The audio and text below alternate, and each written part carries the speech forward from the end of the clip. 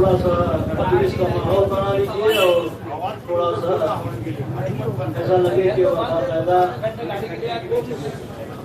मजलिस हो रही है और हमारे जो मुक़द्दस हस्तियाँ मजलिस में तशरीफ लाती है वो तशरीफ लाई है और बहुत कम वक्त में और थोड़े से वक्त में आपकी ज़हमत को खत्म करूँगा। कुरान मजीद की बहुत ही मशहूर व मारूफ आयत करीमा जिसकी तिलावत का शरफ हासिल किया गया, इरशाद खालिक वहदहू ला शरीक है, ऐ वो लोग जो ईमान ला चुके हो, या अय्युहल्लज़ीना आमनू, ऐ वो लोग जो ईमान ला चुके हो। अब तुम्हारी ड्यूटी है, तुम्हारी जिम्मेदारी है कि अतीउल्लाह, अल्लाह की इताअत करो, व अतीउर रसूल, और रसूल की इताअत करो। ठीक है, ये दोनों चीजें, अल्लाह की इताअत समझ में आ गई, इताअत रसूल भी समझ में आ गई, लेकिन ये उलिल अम्र कौन है जिनकी इताअत को अल्लाह ने मुसलमानों पे वाजिब करार दिया है, मोमिनीन पे वाजिब करार दिया है। ये साहिबान अम्र कौन है? अगर आपको तलाश करना है और देखना है कि ये उलिल अम्र जिनकी इताअत का अल्लाह हुक्म दे रहा है ये कौन लोग हैं, तो पहले आप कुरान ही से इस बात को समझ लीजिए कि ये अम्र क्या चीज है। साहिबान अम्र की इताअत का अल्लाह हुक्म दे रहा है, तो ये अम्र है क्या? तो कुरान में आवाज दी, बिस्मिल्लाहिर्रहमानिर्रहीम, यसअलूनका अनिर रूह, पर ऐ मेरे हबीब, ऐ मेरे रसूल, ये लोग आपसे रूह के बारे में सवाल करते हैं, रूह के बारे में पूछते हैं कि रूह क्या है। तो आप कह दीजिए कुल रूह मिन अम्र रब्बी, तो आप बता दीजिए कि रूह अम्र रब है। तवज्जो रखिएगा, रूह अम्र रब है, तो मतलब रूह जो है वो अल्लाह का अम्र है। और इताअत किसकी वाजिब है? जो साहिब अम्र है। इताअत वाजिब है साहिब अम्र की। रूह अम्र है, कुरान ने कहा कुल रूह मिन अम्र रब्बी, कहिए कि रूह जो है तुम्हारे रब का अम्र है। और अल्लाह ने कहा इताअत वाजिब है साहिब अम्र की। तो अब ये देखना पड़ेगा कि किसके कंट्रोल में रूह पाई जाती है? अब ये आपको गौर करना पड़ेगा कि रूह पे किसका कब्जा है, रूह पे किसका कंट्रोल है, रूह पे किसकी पहुंच है। अब कहीं जाने की जरूरत नहीं है। अगर यही देखना है तो तारीख उठा के देखते जाओ कि किसने जिंदा की नमाज पढ़ाई तो मुर्दा हो गया, मुर्दा के ठोकर मारी तो जिंदा होके जाना पैदा हो गया।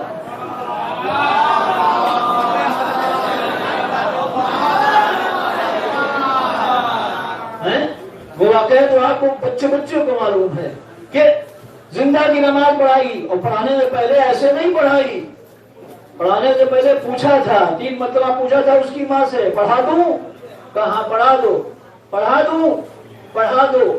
फिर कहा पढ़ा दूं? मैंने कहा मौला पहली मरतबा में पढ़ा देते। कहा नहीं, पहले इत्माम हुज्जत हो जाने दो, हुज्जत तमाम हो जाए। अच्छा पढ़ाई, अब पढ़ाई तो लोगों ने कहा कि ये तो बड़े बड़े क्या कहते हैं, दावे करते हैं कि सरूनी सरूनी कबला अंदर के दूनी, मुझसे जो चाहो पूछो, मैं जमीन से ज्यादा आसमान की बातों को जानता हूँ। अब इन्हें खुदा ना खास्ता नाउजुबिल्लाह ये पता नहीं है कि चादर के नीचे जिंदा है कि मुर्दा है? ये नहीं मालूम कि चादर के नीचे जिंदा है कि मुर्दा है। तो शायद मेरे मौला ने कहा हो जरा चादर उठने तो दो, फिर पता चलेगा जिंदा है कि मुर्दा है? अच्छा जब चादर उठाई उठा के देखा, लाए जिंदा थे, हो गया मुर्दा। अब वो जो माँ थी ना, वो पसर गई, माँ पसर गई, फैल गई। यानी जिंदा लाई थी, जिंदा लेके जाऊंगी। तो जो रखिएगा, यानी जिंदा लाई थी, जिंदा लेके जाऊंगी। मैंने कहा ये क्या बात हुई, तू लाई थी अली का इम्तिहान लेने, तू तो कहने लगी फिर जिंदा लेके जाऊंगी। कहा मुझे इस बात का यकीन है, इस बात पे मैं कायम हूँ, मुझे यकीन है कि जो जिंदा को मुर्दा करने की ताकत रखता है, वो इस बात की भी कुदरत रखता है कि मुर्दे को जिंदा भी कर सकता है। वो मुर्दा को जिंदा करने की भी ताकत। तो फिर उसने कि जब तक जिंदा न करेंगे तब तक जाऊंगी नहीं। तो अली ने फिर जिंदा भी किया। तो कहा मैंने इसीलिए तुझसे पूछा था। तो कहा कि साहिब अम्र वो है जिसका कंट्रोल रूह पे हो, जिसके कब्जे में रूह हो, वो साहिब अम्र। अब कुरान आप पढ़ते हैं, शबे कद्र में आप पढ़ते हैं, क्या पढ़ते हैं? बिस्मिल्लाहिर्रहमानिर्रहीम, इन्ना अंज़लनाहु फी लैलतिल क़द्र वमा अदराका मा लैलतुल क़द्र लैलतुल क़द्र खैरुम मिन अल्फ़ि शहर तनज़्ज़लुल मलाइकतु वरूह।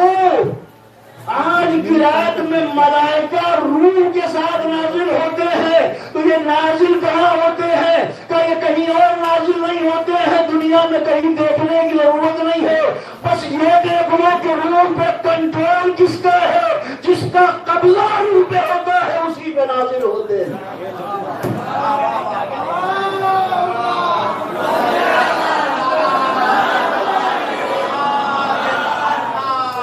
जिसका कंट्रोल है रूह पे, तो रखिएगा। साहिबान अम्र के तहत वाजिब है। ये तो एक चीज हुई, ये सब जानते हैं। अच्छा, अब दूसरी चीज लेके मैं मोहम्मद रसूलुल्लाह सल्लल्लाहु अलैहि वसल्लम की बात नहीं करता हूं।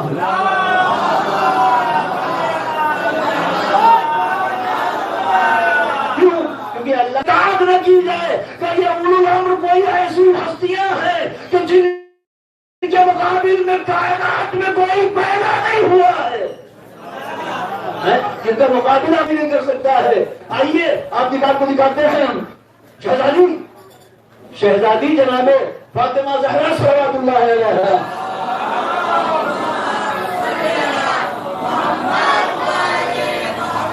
साहिबान अम्र कौन है? आप देखिए, शहजादी यहूदी की यहाँ शादी में गई, आपको देख के 500 यहूदी औरतें बेहोश हो गई, दुल्हन मुर्दा हो गई है, दुल्हन मुर्दा हो गई। शादी में गई यहूदी के यहाँ, 500 औरतें बेहोश, दुल्हन मुर्दा। अब शहजादी ने कहा पालने वाले मैं तेरे रसूल की बेटी तेरी गनीज हूँ, मेरी इज्जत रख ले। और ना यही कहेंगे कि जैसे नाउजुबिल्लाह सब्ज़ कदम थे कि इनके आते ही दुल्हन मुर्दा हो गई, औरतें बेहोश हो गई। अभी दुआ खत्म न हुई थी कि 500 औरतें जो होश में आई तो कलमा पढ़ती हुई उनमें थी, कलमा पढ़ती हुई उनमें थी। और अब दुल्हन जो मुर्दा थी, मुझे दुल्हन मुर्दा थी, मुर्दा दुल्हन जिंदा हुई तो कलमा पढ़ती हुई उठ बैठी कि नहीं उठ बैठी? तो आप देखिए उलुल अम्र कौन है का जिनका रूह पे कंट्रोल हो। अगर दुल्हन मुर्दा हो जाए तो सिर्फ दुआ कर दे तो मुर्दा कलमा पढ़ता उठ बैठे नहीं। अभी बात मुकम्मल की नहीं करने दीजिए। आप देखिए आदम से लेके खातम तक सारे नबियों को देखिए, सारे नबी किस लिए आए? लोगों की जिंदों की हिदायत के लिए। आदम आए जिंदों की हिदायत के लिए, नूह आए जिंदों की हिदायत के लिए, इब्राहिम आए जिंदों की हिदायत के लिए, मूसा आए जिंदों की हिदायत के लिए, ईसा आए जिंदों की हिदायत के लिए, हमारे नबी आए जिंदों की हिदायत के लिए। पूरी तारीख में जितने नबी हैं, जितने वली हैं, सब जिंदों की हिदायत के लिए आए हैं। किसी ने मुर्दे से कलमा नहीं पढ़वाया। ये ज़ाते सैयदा है कि जिसने मुर्दे से भी कलमा पढ़वा लिया है। सल्लल्लाहु अलैहि मोहम्मद।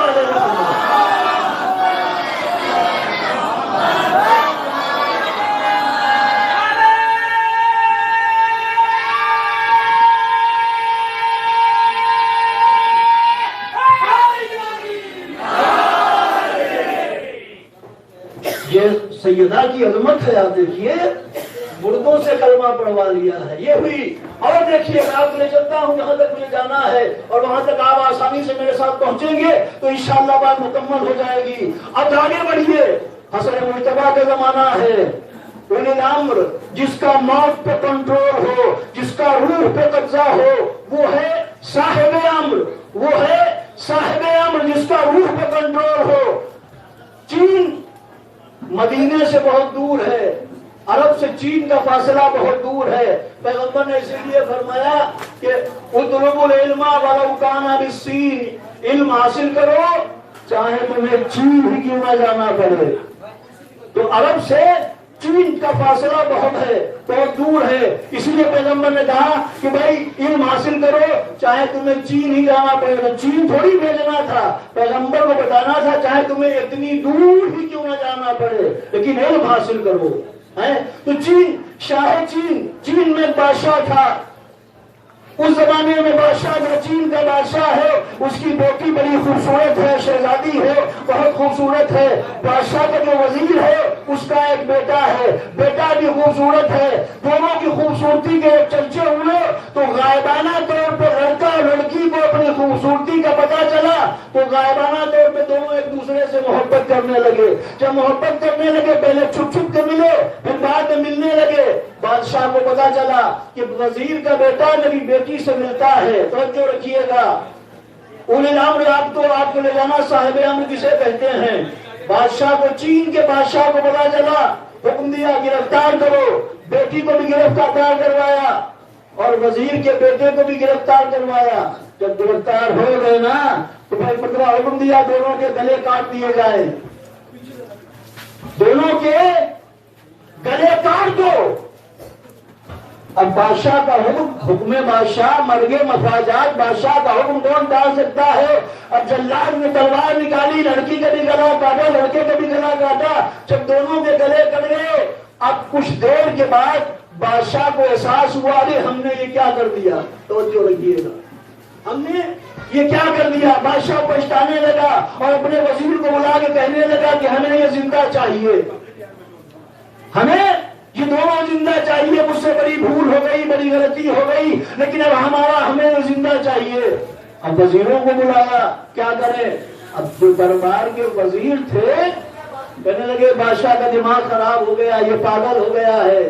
اپنی بیٹی کے غم میں یہ بادشاہ جو ہے وہ پاگل ہو گیا ہے. کہیں مردے بھی زندہ ہوا کرتے ہیں, کہیں مردہ بھی زندہ ہوا کرتا ہے. وزیروں نے کہا توجہ رکھیے گا, انہی وزیروں میں ایک وزیر ایسا تھا جو سفارت کے سلسلے میں شام اور کوفہ کا سفر کر چکا تھا.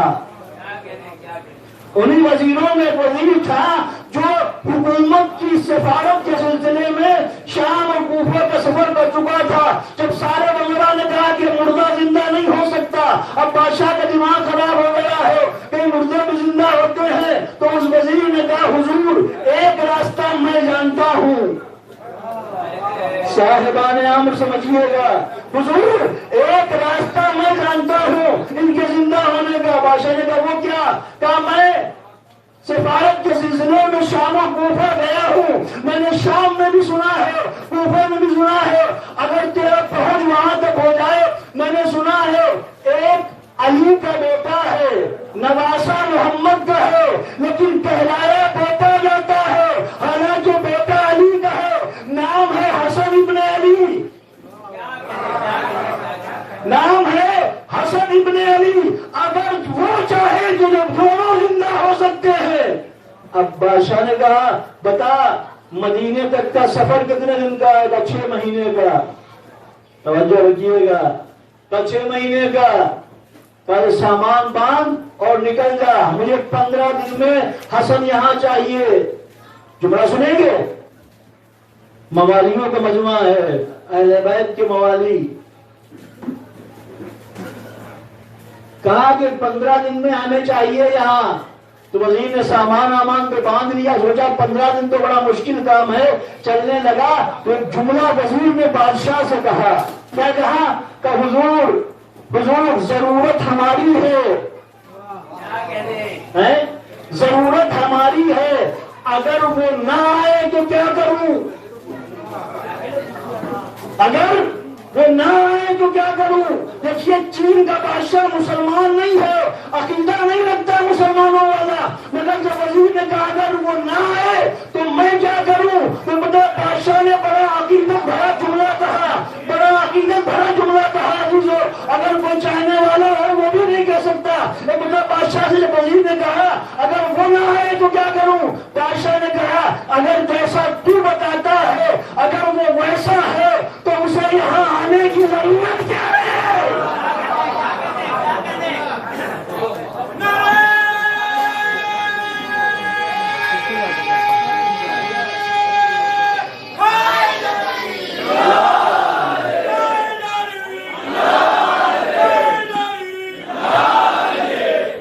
ایک سوال بڑے بڑے محمد والے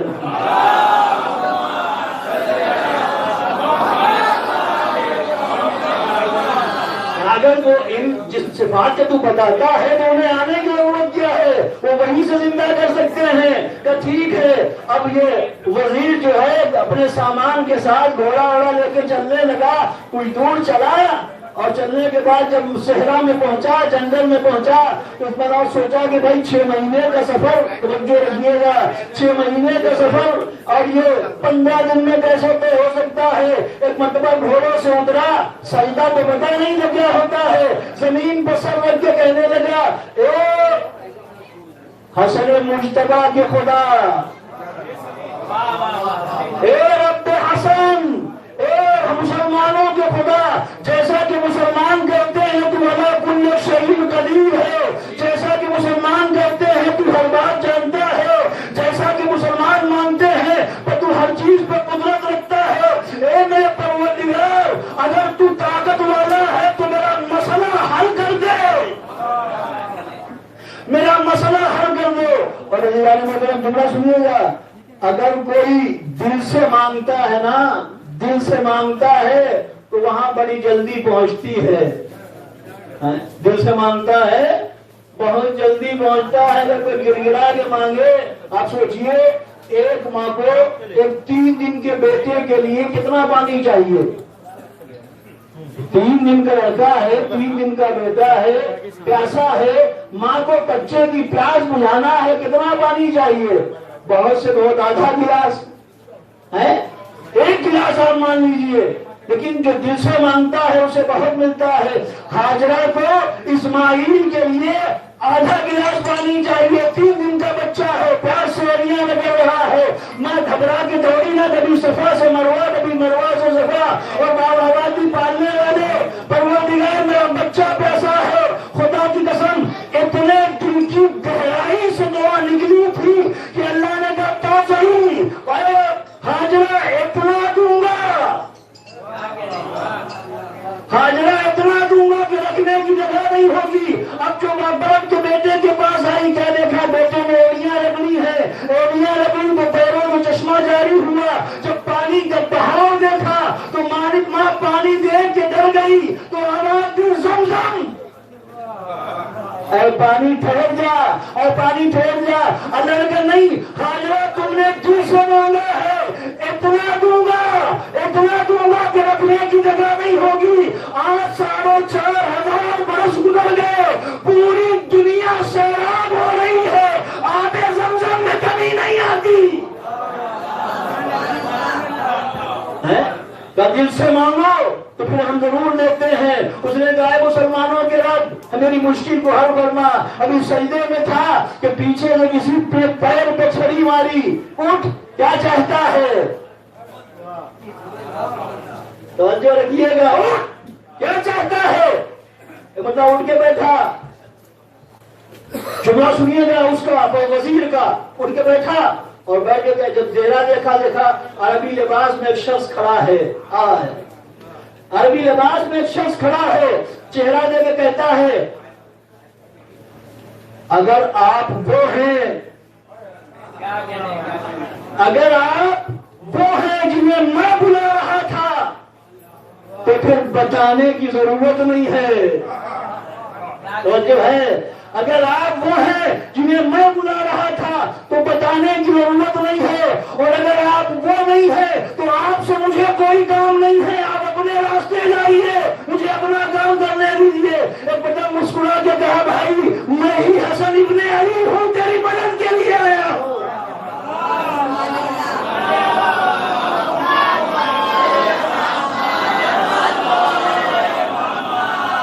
صاحبان امر کسے کہتے ہیں؟ صاحب امر کیا ہوتا ہے کہ میں تیری مدد کے لیے آیا ہوں، جا اپنے بادشاہ کو خبر کر دے اور میں آ گیا ہوں۔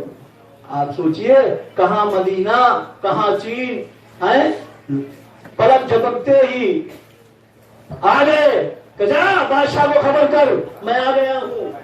ایک مرتبہ جانے سے پہلے وزیر نے کہا مولا خبر تو بعد میں کرتا رہوں گا، پہلے کلمہ تو پڑھائیے، مسلمان تو بنا لیجیے۔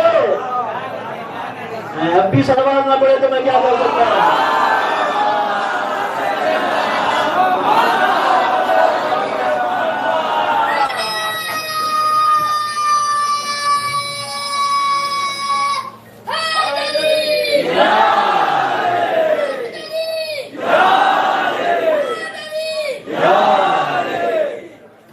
انہوں نے کلمہ پڑھوایا، گیا بادشاہ کے پاس، اب بادشاہ کو خبر دی، جسے تو بلا رہا تھا وہ آ گیا۔ عزیزان محترم خبر دی، بادشاہ پورے لشکر کے ساتھ جب امام کے استقبال کے لیے چلا، دنیا نے دیکھ لیا، جب امام کو لینے آیا اور لے کے گیا، امام نے کہا بھائی جلدی کر میرے پاس وقت نہیں ہے، مجھے اور بھی کام ہے، بتاؤ کہاں ہے تمہارے مردے؟ جیسے ہی وہ مردے آئے، امام نے مصلی بچھایا، 2 رکعت نماز پڑھی، آبادی پالنے والے ہم اگر صاحبان امر ہیں تو عزت رکھ لے، عزت رکھ لے۔ ابھی بابا اعلیٰ کی دعا ختم نہ ہوئی تھی، دونوں لڑکی اور لڑکا زندہ ہوئے اور مولا کے قدموں پہ سر رکھ دیا، مولا ہمیں کلمہ پڑھوا کے اپنا بنا لیجیے۔ اب امام نے ثابت کر دیا دیکھو صاحب امر جو ہوتا ہے نہ اسے راستے روک سکتے ہیں نہ مقامات روک سکتے ہیں۔ صلوات بر محمد و آل محمد۔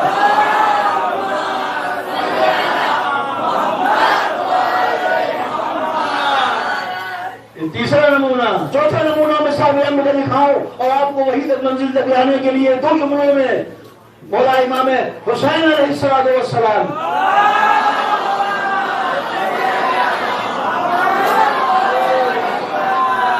صاحب امر کیا ہوتا ہے؟ بیٹھے ہوئے ہیں، ایک مرتبہ ایک جوان روتا ہوا آیا مولا حسین کی خدمت میں، مولا نے پوچھا کیا ہوا، کیوں رو رہا ہے؟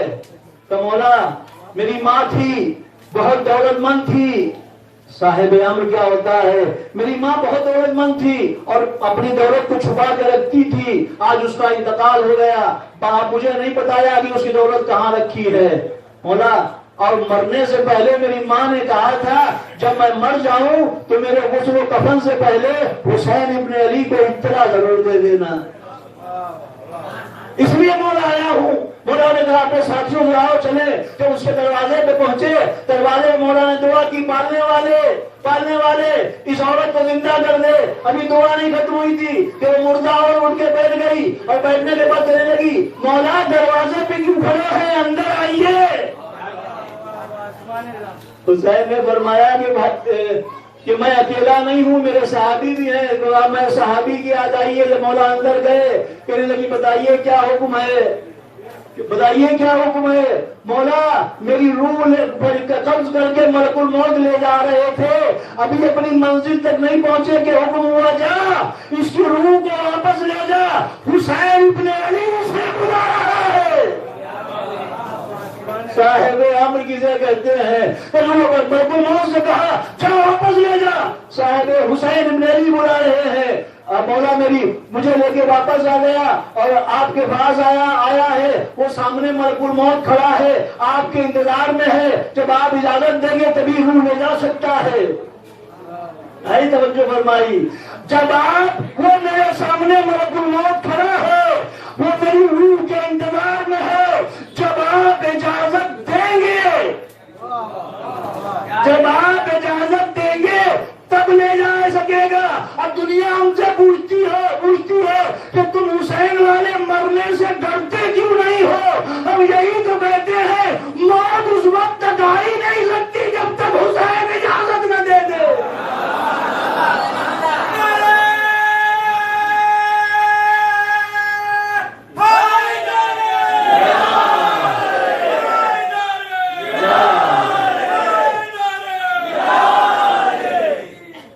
مولا وہ سامنے کھڑا ہے، انہوں نے کہا کہ تیرا بیٹا ہے، اسے بتا دے، وصیت کر دے، بتا دے اپنا مال کہاں رکھا ہے۔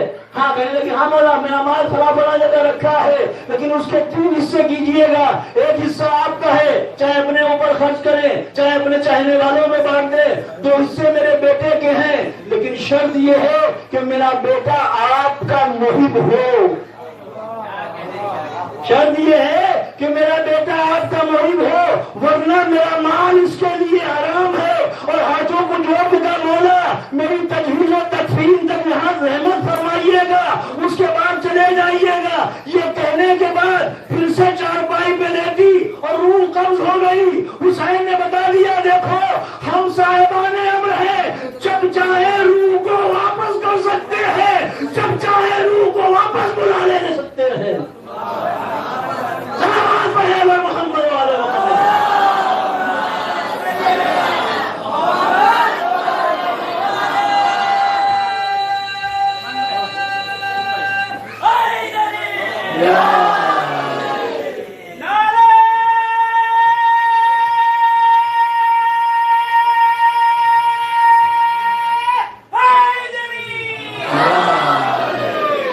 یہ ہے صاحبان امر، جو جن کا اختیار ہے، کنٹرول ہے روح کے اوپر، جب چاہے کہتے ہیں بھائی تم اتنے گہرے زخم کھاتے ہو، اتنی گہری کما لگاتے ہو، اتنی گہری زنجیر لگاتے ہو، مرنے سے ڈر نہیں لگتا؟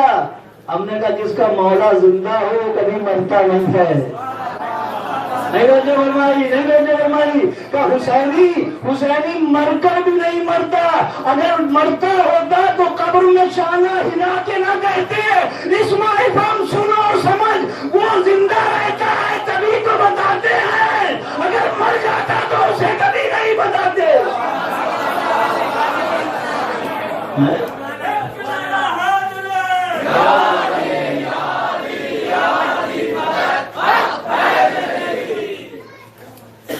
یہ ہے صاحبان امر۔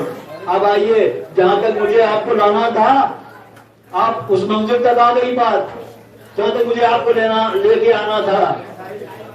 صاحب امر، چوتھا امام حضرت امام زین العابدین علیہ السلام۔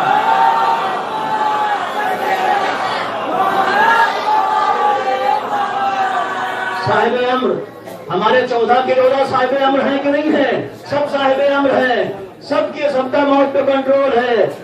چوتھے امام ٹیکس چاہنے والا تھا، ہر سال برف سے آتا تھا حج کرنے کے لیے، جب حج کر لیتا تھا، حج کرنے کے بعد پھر مدینہ آتا تھا، روضہ رسول کی زیارت کرتا تھا، اور روضہ رسول کی زیارت کرنے کے بعد پھر چوتھے امام کی خدمت میں آتا تھا، امام کے لیے تحفے تحائف لاتا تھا، امام کی زیارت کرتا تھا۔ زیارت کرنے کے بعد جب جاتا تھا، ایک بار زیارت کر کے آیا،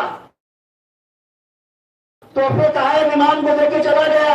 جب چلا گیا بیوی نے پوچھ لیا، توجہ رکھیے گا، بیوی نے پوچھا کہ ہر سال تم تحفے لے کے جاتے ہو، وہ کون ہے جسے تحفے دیتے ہو؟ کہ میرا مولا ہے، میرا آقا ہے۔ کہ وہ تمہیں کچھ نہیں دیتے ہیں، وہ تمہیں کچھ نہیں دیتے۔ ایک مطلب کہنے لگا خاموش رہے ورنہ تیری آواز کو وہاں تک پہنچنے میں دیر نہیں لگے گی۔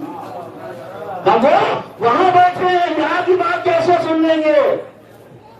تو کہا کہ وہ امام ہے، اور اللہ جسے اپنی طرف سے ولی اور حاکم بناتا ہے اسے علم غیب بھی دے دیتا ہے، انہیں کے لیے کوئی بڑی بات نہیں ہے۔ خیر بیوی نے کہا، اگلے سال پھر آیا، حج کیا، حج کرنے کے بعد امام کی زیارت کو آیا، دسترخوان بچھا ہوا تھا، امام دسترخوان پہ بیٹھے تھے، آ گیا، امام نے کہا بسم اللہ، ساتھ میں کھانا کھا لے۔ چاہنے والا آیا، ساتھ میں کھانا کھایا، جب کھانا کھا چکا تو امام نے لوٹا اٹھایا، آپ میں تیرے ہاتھ دھلا دوں؟ کہنے لگا آقا آقا ہم آپ کے حکمران ہیں، مولا ہم آپ سے محبت کرتے ہیں، یہ تو ہمارا فریضہ ہے، ہم آپ سے ہاتھ دھلائیں گے، ہم تو آپ کی جوتیوں کو تاکنے والے نہیں ہیں مولا، ہم آپ کے غلام، ہم آپ سے ہاتھ دھلائیں گے، ایسا نہیں ہو سکتا، بلکہ میں آپ کے ہاتھوں پہ پانی ڈالوں گا۔ توجہ رکھیے گا، امام نے کہا اچھا ٹھیک ہے، تیری قسمت، اللہ جیسا چاہتا ہے لے ڈال پانی، اور اتنا عطا کروں گا کہ تو خوش ہو جائے گا، اتنا عطا کروں گا کہ خوش ہو جائے گا۔ اب امام نے ہاتھ بڑھائے، تشت رکھا گیا، ہاتھوں پہ پانی ڈالا، اس نے پانی ڈالا، امام نے ہاتھ دھوئے، جب 1/3 تشت بھر گیا پانی سے، امام نے اس سے کہا بھائی دیکھ تشت میں کیا ہے؟ کہنے لگا مولا پانی ہے۔ ایک سلوات پڑھنے دو محمد والے محمد۔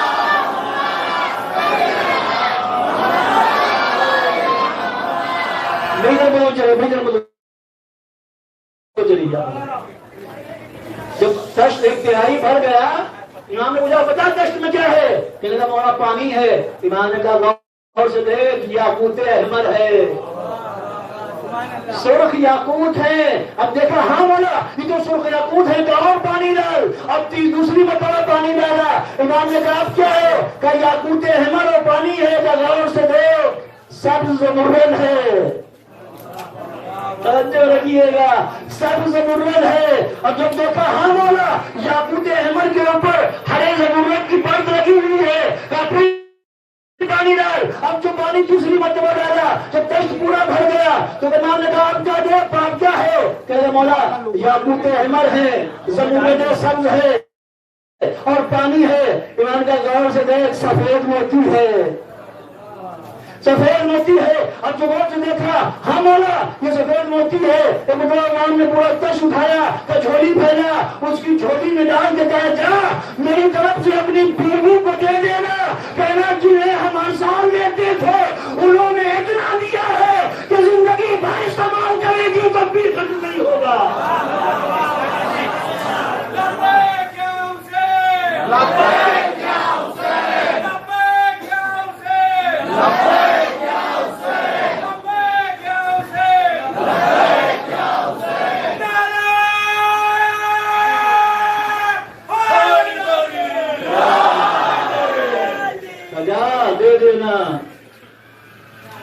گیا لے کے، اب جو بیوی کے آگے موتیوں کا ڈھیر لگایا، کہنے لگی یہ کس نے دیا؟ کہا اسی نے دیا جسے ہم ہر سال تحفے دیتے تھے۔ اب دماغ پلٹا، توجہ رکھیے گا، صاحب امر کسے کہتے ہیں، دماغ پلٹا کا اچھا اگلے سال صرف تم ہی نہیں جاؤ گے حج کے لیے، میں بھی چلوں گی، تم بھی نہیں جاؤ گے ان کی زیارت کے لیے، میں بھی چلوں گی۔ اتنا سال آیا، دونوں حج کے لیے آئے، حج کیا، حج کرنے کے بعد اب مکے سے مدینہ کی طرف آ رہے تھے، راستے میں بیوی کی طبیعت خراب ہوئی، بیمار ہوئی، اور اتنی بیمار ہوئی کہ علاج کافی نہ ہوا، بیوی کا انتقال ہو گیا۔ مدینے سے کچھ دور پہلے بیوی کی میت کو چھوڑا، اور چھوڑنے کے بعد امام کی خدمت میں آیا، آقا میری بیوی کا انتقال ہو گیا ہے، نماز جنازہ پڑھا دیجیے۔ توجہ رکھنا، نماز جنازہ پڑھا دینا، پڑھا دیجیے مولا۔ امام نے کہا رک جا، امام نے مصلی بچھایا، 2 رکعت نماز پڑھی، اور اس کے بعد جب مصلی سے اٹھے تو جا تیری بیوی زندہ ہے۔ صاحب امر کسے کہتے ہیں کہ جا تیری بیوی زندہ ہے، خوش ہو گیا، آیا کیا دیکھتا ہے، بیوی بیٹھی ہے، پوچھا تو مر گئی تھی، تیرا تو انتقال ہو گیا تھا، تو زندہ کیسے ہوئی؟ بیوی نے کہا جب ملک الموت میری روح کو قبض کر کے لے جا رہا تھا تو اچانک ایک خوبصورت جوان سامنے سے آیا، اور اس نے ملک الموت سے کہا اے ملک الموت یہ میری زائرہ ہے، کاشا پہنچ رکھتے، یہ میری زیارت کے لیے آ رہی ہے، اس کی روح کو واپس کر دے۔ اس نے جو حلیہ بتایا، جو صفات بتائے، کہنے لگا یہ صفات تو بالکل میرے مولا جیسے ہیں، کہ تو حلیہ بتا رہی تو بالکل میرے مولا کا ہے۔ کہنے لگی میری روح کو جوان نے مجھ سے ملک الموت سے کہا میری زائرہ ہے، ملک الموت نے کہا اللہ کا حکم ہے اللہ نے حکم دیا تھا تو اس جوان نے کہا اس کی روح واپس کر دے، ہم نے اپنے رب سے بات کر لی ہے، ہم نے اپنے رب سے بات کر لی ہے، اور اللہ نے اس کی عمر کو 30 برس اور بڑھا دیا ہے، اس کی عمر کو 30 برس اور بڑھا دیا ہے۔ اللہ المکرم یہ ہے صاحبان امر۔ اب جو اس نے بات کی چل مولا کی زیارت کے لیے، اور کہنے لگا کیا تو جس نے تیری روح واپس کروائی ہے اسے دیکھے گی تو پہچان لے گی؟ کہنے لگی پہچاننے کی بات کرتی ہو، ہم تو اس کی آواز کو بھی پہچان لیں گے، اس کی آواز کو بھی پہچان لیں گے۔ عزیزان محترم اب لے کے بیوی کو آیا، امام حلقہ احباب میں بیٹھے ہوئے تھے، بیوی نے دور سے دیکھا اور چلا کے کہنے لگی خدا کی قسم یہی وہ جوان تھا، یہی وہ جوان تھا جس نے ملک الموت سے میری روح کو واپس کروایا تھا۔ ایک مرتبہ دوڑ کے مولا کے قدموں پہ سر رکھ دیا، مولا میں گنہگار تھی، آپ نے بچا دیا، آئندہ اپنے شوہر کو کبھی تانے نہیں دوں گی، آج مجھے معلوم ہو گیا آپ کا کنٹرول روح پہ بھی ہے، اصلی صاحب امر آپ ہیں، جب جسے چاہے زندہ کر دے، جب جسے چاہے مردہ کر سکتے۔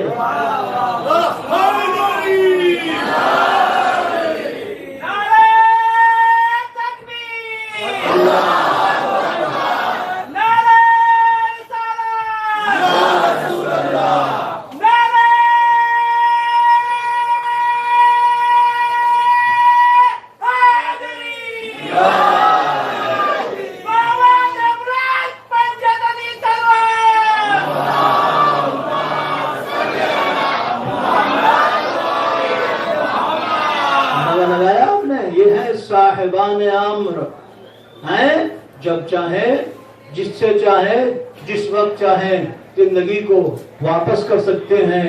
عزیزان محترم اور آپ سنیں یہ صاحبان امر بھی ہے، صاحبان کرم بھی ہے اور صاحبان رحمت بھی ہیں۔ صرف ایک چھوٹی سی روایت سے آپ کو میں ربط مصائب کی طرف لے جانا چاہتا ہوں۔ اتنے کریم، خدا کی قسم اتنے کریم کہ دشمن کو بھی پانی پلا دیتے ہیں۔ حسین ابن نمیر کا نام سنا ہے آپ نے؟ حسین ابن نمیر یزید کی فوج کا سپہ سالار، جس نے مدینے پہ کربلا کے بعد مدینے پہ چڑھائی کی، پورا مدینہ برباد کر دیا، رسول کی مسجد میں گھوڑے بنوائے، اس کے بعد وہاں سے چھوٹا مکے پہ حملہ کیا، خانہ کعبہ پہ آگ کے گولے برسائے اور خانہ کعبہ کی دیوار کو شہید کیا، پردوں کو جلایا۔ یہ حسین ابن نمیر ہے۔ اور جانتے ہیں کربلا میں جب حضرت علی اکبر کے سینے پہ نیزہ لگا، نیزہ مارنے والا کون تھا؟ سنان ابن انس تھا۔ اس کے بعد بتاؤں میں، نیزے کے جو ڈنڈا ہوتا ہے، لکڑی جو ہوتی ہے، اسے پکڑ کے اسی حسین ابن نمیر نے اتنے جھٹکے سے کھینچا کہ وہ لکڑی باہر آ گئی ہے، وہ پھل علی اکبر کے سینے میں رہ گیا۔ تو علی اکبر کا قاتل بھی ہے۔ جب مکے پہ حملہ کیا اس نے، اور اسی دوران یہ خبر آئی کہ یزید واصل جہنم ہوا، تو یزید کا لشکر بکھر گیا، اب لوگ بھاگنے لگے، تو حسین ابن نمیر بھی اس ڈر سے لشکر سے الگ بھاگا کہ اگر لشکر والوں کو معلوم ہو گیا تو مجھے پکڑ کے مار ڈالیں گے، اس لیے جنگلوں میں بھاگتا رہا، جنگلوں میں بھاگتے اس سے بھوک کی شدت بھی ہوئی، پیاس کی شدت بھی ہوئی۔ حسین ابن نمیر جو جناب علی اکبر کا قاتل تھا، جب پیاسا ہوا، بھوکا ہوا، صحرا میں دیکھا کوئی نہیں، دور بہت دور اسے ایک خیمہ نظر آیا، اس کی کچھ آس بندی، سوچا اس خیمے والے کے پاس چلتے ہیں اور ان سے کچھ کھانا پانی مانگتے ہیں۔ جب آیا خیمے کے دروازے پہ آواز دی، اندر سے میرا چوتھا امام نکلا، اندر سے سید سجاد نکلے۔ حسین ابن نمیر نے دیکھا، اور ایک مرتبہ دیکھنے کے بعد گھبرا گیا، کہیں یہ پہچان نہ لے، کہیں یہ پہچان نہ لے، گھبرا گیا، بدبا مڑ کے چلنے لگا۔ امام نے کہا اے بھائی مسافر، اے بھائی مسافر کہاں جاتا ہے؟ ٹھہر۔ امام نے بلایا تو اس نے سمجھا کہ شاید انہوں نے پہچانا نہیں میں کون ہوں۔ اللہ اکبر، توجہ رکھیے گا، شاید انہوں نے پہچانا نہیں میں کون ہوں۔ خیمے میں بیٹھا، امام نے پانی پلایا، غلام سے کہا کھانے کا انتظام کرو، اس کے لیے کھانے کا انتظام ہوا، اس نے کھانا کھایا، سواری کے گھوڑوں کو پیٹ بھر کے کھانا کھلایا گیا۔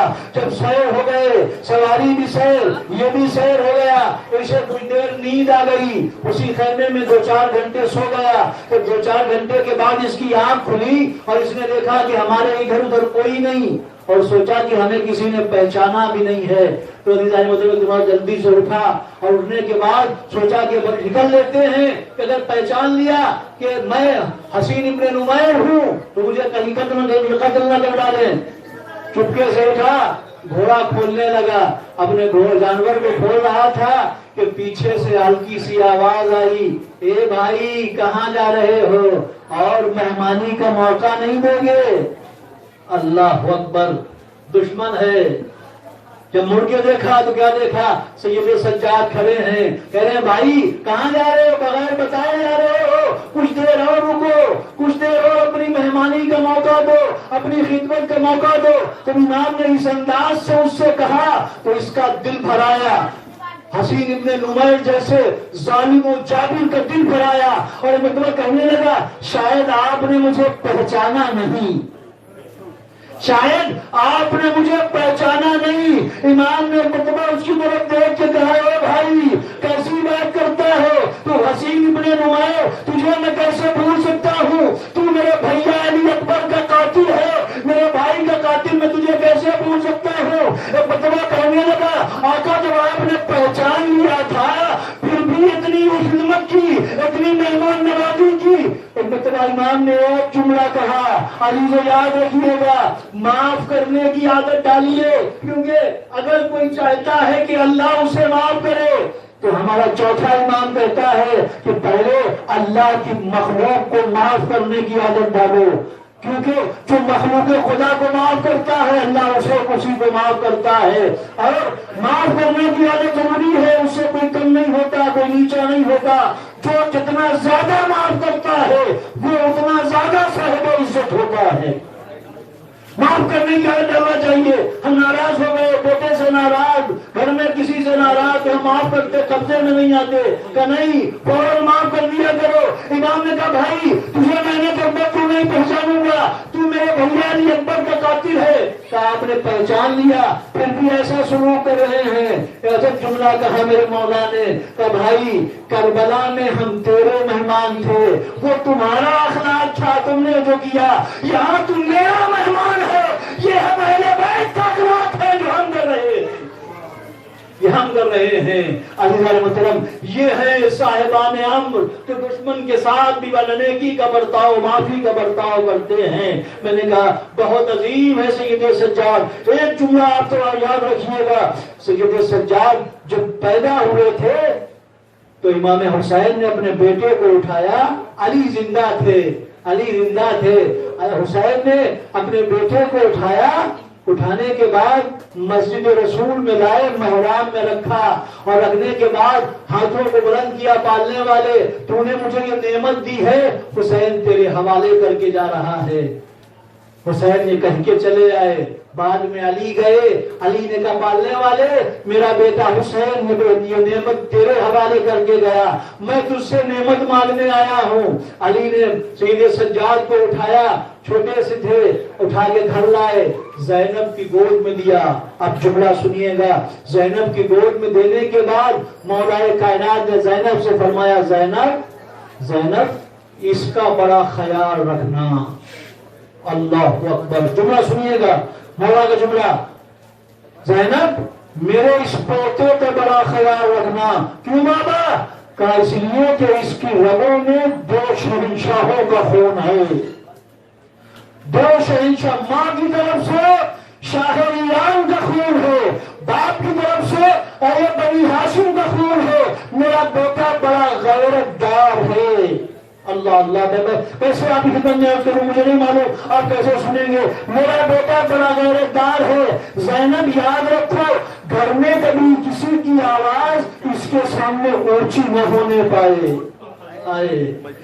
گھر میں کسی کی آواز میرے بچے کے سامنے اونچی نہ ہونے پائے، کیونکہ شہنشاہی خون ہے، برداشت نہیں کر پائے گا، برداشت نہیں کر پائے گا. اور پھر عجب جملہ کہا علی نے عجب جملہ کہا، زینب دیکھ، گھر میں جب میرا بیٹا سید سجاد ہو تو اس کی محرم ماں، بہن، بیٹی، خالہ، پھوپھی بھی کبھی میرے بیٹے کے سامنے سر کھلے نہ آنے پائے. آئے ویسے سنیں گے آپ، کبھی کوئی اس کی محرم بھی میرے بیٹے کے سامنے سر بڑھانا نہ گھر میں نہ آنے پائے، کیونکہ یہ بڑا نازک خون ہے، برداشت نہ کر پائے گا. میں نے ہاتھوں کو جوڑا، یا علی ابھی تو یہ بچہ 3 برس کا ہے، آپ اس کی غیرت کا احساس دلا رہے ہیں. ارے ذرا کربلا میں آئیے. ارے جب شام غریبہ زینب کے سر سے چادر اتر رہی تھی، آجرکم اللہ، مولا آپ کی آوازوں پر رحمت نازل کرے. غیرت دکھاؤں آپ کو، غیرت کتنی تھی. اللہ اللہ، عباس بڑے غیرت مند تھے. اب میرا عباس بڑا غیرت مند تھا، اتنا غیرت مند تھا. اور میرا آقا عباس اتنا غیرت مند تھا کہ نیزے پر سر نہیں رکا، اس لیے کہ زینب کا سلک ہوا تھا. عباس اتنا غافل کہ سجاد کی غیرت کا اندازہ لگاؤ. اور میرے غیرت دار بھائیوں، اللہ تمہاری بہنوں کو سلامت رکھے، تمہاری ماں کے پردے کو سلامت رکھے. سید سجاد شب عاشور غش کے عالم میں ہے، کبھی غش آتا ہے، کبھی آنکھ کھولتے ہیں. شب عاشور ہے، حسین نے اصحاب سے کہا، اصحاب حسینی سے کہا، اپنے خیموں کو اہل حرم کے چاروں طرف لگا لو. ایک طرف خندق کھدی تھی، 3 طرف خیمے لگا لو، کہیں ایسا نہ ہو بے غیرت دشمن، بے حیا دشمن رات میں شب خون مارے اور زینب کی بے حرمتی ہو جائے. اللہ اللہ. حسین نے اصحاب کو حکم دیا، خیمے قریب کرو. سجاد غش کے عالم میں ہے.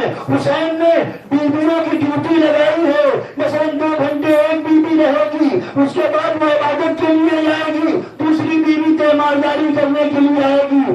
کہتے ہیں، روایت بتاتی ہے، علامہ اظہر حسن زیدی فرمایا کرتے تھے کہ جب صبح کا وقت قریب آیا تو سید سجاد کی آنکھ کھلی تو اہل بیت جو حسین کے اصحاب تھے، ان کی تلاوت کی آواز، ان کی عبادت کی آواز سید سجاد کے کان میں آئی. وہ بیوی جو وہاں پہ تھی ان سے پوچھا، یہ کس کی آواز میرے کان میں آ رہی ہے؟ کہ مولا، یہ آپ میرے آقا حسین کے اصحاب ہیں جن کے خیمے قریب کر دیے گئے، ان کی تلاوت کی آواز آ رہی ہے. غیرت دیکھنے گا، ایک مرتبہ کہنے لگے ذرا میرے بابا کو تو بلاؤ. حسین کو بلایا گیا، حسین آئے. ایک مرتبہ سید سجاد نے آواز دی، بابا بابا، یہ آپ کے اصحاب کے خیمے اتنے قریب ہیں، ان کی تلاوت کی آواز ہمارے کانوں تک آ رہی ہے. بابا جب اصحاب کی آواز ہمارے کانوں تک آ سکتی ہے تو عین ممکن ہے ہمارے گھر کی عورتوں کی آواز اصحاب کے کانوں تک چلی جائے. یہ ہے غیرت مندی. ایک مرتبہ حسین نے کہا، بیٹا آج رات میں نے جیسا کر دیا کل سے تو جانے، زینب کا پردہ جانے. کل سے تو جانے، زینب کا پردہ جانے. اور بابا پھر کیا قیامت گزر گئی. حسین کا یہ بیٹا ہاتھوں میں ہتھکڑیاں پہنے ہوئے، پیروں میں بیڑیاں پہنے ہوئے، کربلا سے کوفہ سے شام آیا، شام کے زندان میں قید ہو گیا. ایک روایت، اور میں نے آپ کی زحمت کو ختم کر دیا. جب شام کے زندان میں آیا، آپ جانتے ہیں کتنا چھوٹا زندان تھا، نہ سر پہ چھت تھی نہ اس میں روشنی تھی. ایک دن گھبرانے سید سجاد نے دروازہ زندان سے کہا، بھائی تھوڑا دروازہ کھول دے، میرا دل گھبراتا ہے، میں باہر سے تازی ہوا دینا چاہتا ہوں، میں کھلی ہوا میں ساتھ لینا چاہتا ہوں. دروازہ بڑا رحم بھی تھا، دروازہ کھولا. امام زندان سے نکلے، ٹوٹی ہوئی دیوار سے پش لگا کے بیٹھ گئے. ابھی بیٹھے تھے کہ ایک جاننے والا وہاں سے گزرا. جاننے والے نے دیکھا, کھڑا ہو گیا, سوچنے لگا یہ جو ہستی بیٹھی ہوئی ہے اسے ہم نے کہاں دیکھا.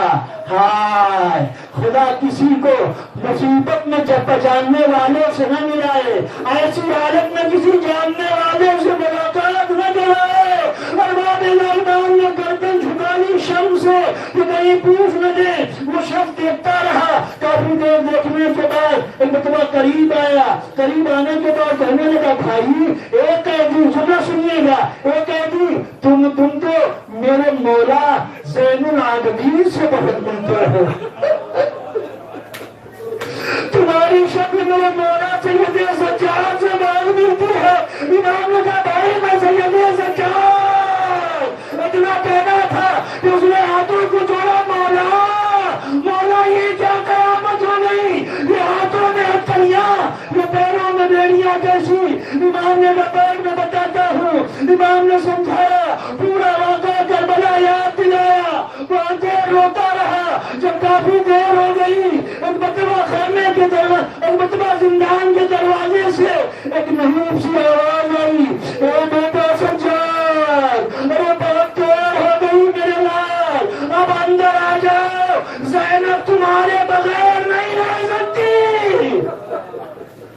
آج اللہ اللہ پرسا دینا ہے شہزادی کو, اور سید سجاد کو پرسا دینا ہے. اور اللہ اے بیٹا سید سجاد اندر آ جاؤ. امام نے کہا بھائی میری پھوپھی بنا رہی ہے, مجھے جانا ہوگا. جب سید سجاد اندر آئے وہ شخص جانے لگا. زینب نے کہا اے میرے لال یہ کس سے باتیں کر رہے تھے. ہائے علی کی بیٹی اپنوں کو کتنا ترس گئی تھی, اپنے جاننے والوں کو کتنا ترس گئی تھی. جیسے شہید سجاد نے فرمایا پپی اماں ایک جاننے والا مل گیا تھا. جیسے ہی سنا کہ بیٹا وہ چلا گیا یا ہے, کہ پپی اماں دروازے پہ ہے, کہ جاؤ اسے بلاؤ. تو وہ آیا. زینب نے کہا بیٹا سید سجاد, بیٹا سید سجاد, اس چاہنے والے کو زینب کا سلام کر دو. بیٹا اسے زینب کا سلام کر دو. اور ایک مرتبہ چاہنے والے نے سنا, سب کو پیٹ لیا. ہائے اولاد رسول پہ یہ وقت آ گیا کہ شہزادیاں غلاموں کو سلام کروا رہی ہیں. زینب نے کہا بیٹا اس سے کہہ دو میں اپنے بھیا کو دل بھر کے نہیں روئی ہوں. اور بیٹا اس سے کہہ دو دو کام کرے, جب جائے اور ٹھنڈا پانی پیے تو میرے حسین کی پیاس کو یاد کر لو. اور دوسرا کام یہ ہے کہ ہم نے اپنے بھیا کا دل بھر کے ماتم نہیں کیا. یہ سے تو اپنے گھر جا کے اپنی عورتوں سے کہے میرے حسین کی فرش ازا بچھائے. اس کے بعد زندان گزرا, شام سے رہائی ملی. آخری فقرہ قافلہ مدینہ آیا. مدینے میں جب خبر پہنچی تو محمد حنفیہ نے سنا, ملنے کے لیے آئے اور دیکھا قافلے میں سب عورتیں ہیں. اور سوچا جب حسین کا قافلہ آیا ہے تو میرا سید سجاد بھی آیا ہوگا, میرا بھتیجا سید سجاد بھی آیا ہوگا. محمد حنفیہ تلاش کرتے ہوئے آگے بڑھے.